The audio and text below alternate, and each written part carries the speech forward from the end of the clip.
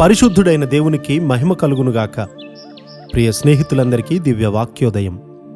ఈనాటి పాఠ్యభాగము కీర్తనలు 114, 1-2. ఐగుప్తులో నుండి ఇశ్రాయేలు అన్య భాషల గల జనులలో నుండి యాకోబు బయలు వెళ్ళినప్పుడు యూదా ఆయనకు పరిశుద్ధ స్థలమాయెను. మనమాయన పరిశుద్ధ స్థలముగా అయినప్పుడు గొప్ప కార్యాలు జరుగుతాయి. ప్రభువా, గొప్ప కార్యాలు చేయండి అని మనము ఎల్లప్పుడూ చెప్తాము. కానీ మనము గొప్ప కార్యాలు ఎలా చూడగలుగుతాము? దేవుడు తన ప్రజలను ఏర్పరచుకొని వారి ద్వారా తన కార్యాలు జరిగిస్తాడు. అది దేవుని ఉద్దేశ్యము. నీవు రక్షింపబడినప్పుడు, నీ హృదయము శుద్ధి చేయబడినప్పుడు దేవుడు నీ హృదయములో నివసిస్తాడు. అప్పుడు నీవు ఆయన పరిశుద్ధ స్థలముగా మార్చబడతావు. అదే గొప్ప రహస్యం. మన మధ్య దేవుని సన్నిధి ఘనపరచబడుతుందా? మనము దేవుని సన్నిధిని గౌరవించినట్లయితే మనము పాపమును దాచిపెట్టము, క్రోధాన్ని ఉంచుకోము, మన హృదయములో ఎటువంటి చేదు స్వభావాన్ని కూడా ఉంచుకోలేము. చెడు మాట్లాడడము గాని, హృదయములో చెడు తలంపులు గాని మనము ఉంచుకోము. సముద్రము దానిని చూచి పారిపోయెను, యొర్దాను నది వెనుకకు మళ్ళెను, కొండలు తోడేళ్లు వలెను, గుట్టలు గొర్రె పిల్లల వలెను గంతులు వేసెను. పర్వతములు ఎందుకు గంతులు వేయట్లేదు?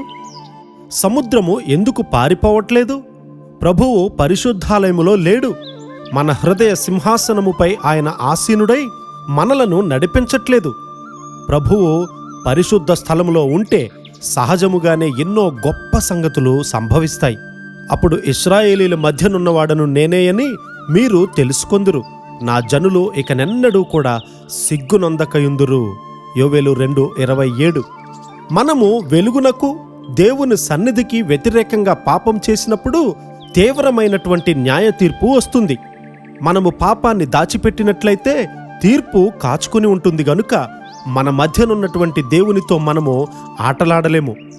మన ఆలోచనలను ఆయన ఎరిగి ఉన్నాడు గనుక మనలో ఏదైనా అసంతృప్తి, కృతజ్ఞత లేని ఆత్మ ఉన్నట్లయితే ఆయన అది ఎరిగి ఉన్నాడు. మనము స్తుతితో ఆయన ఆవరణములోనికి ప్రవేశించాలి.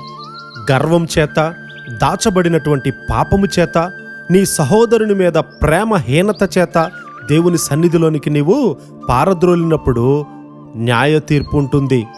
దేవుని సన్నిధికి నీవు ప్రవేశించినప్పుడు న్యాయ తీర్పు ఉంటుంది. నా ప్రజలు ఎన్నడూ సిగ్గునొందరు అని దేవుడు చెప్తూ ఉన్నాడు కదా. ఆ వాగ్దానాన్ని స్వతంత్రించుకోవడానికి మనము ఏం చేయాలి?